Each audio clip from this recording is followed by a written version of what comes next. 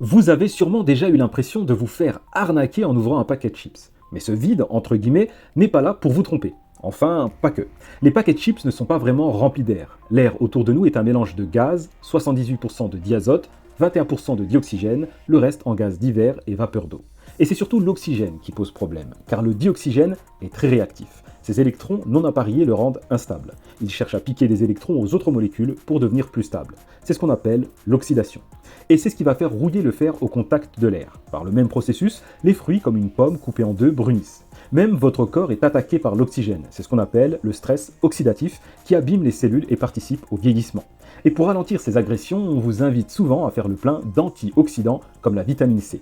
Dans les chips, l'oxygène attaque les graisses. Il leur pique des électrons, les chips deviennent molles et rances. Pour éviter ça, on remplit les paquets non pas avec de l'air, mais avec de l'azote. Le diazote est inerte, il ne réagit pas. Il est stable et ne cherche donc pas d'électrons. Remplir le paquet d'azote chasse l'oxygène et permet ainsi de conserver des chips fraîches et croustillantes plus longtemps. En bonus, le gaz agit comme un airbag. Il protège les chips pendant le transport. Sans ça, elles finiraient en miettes.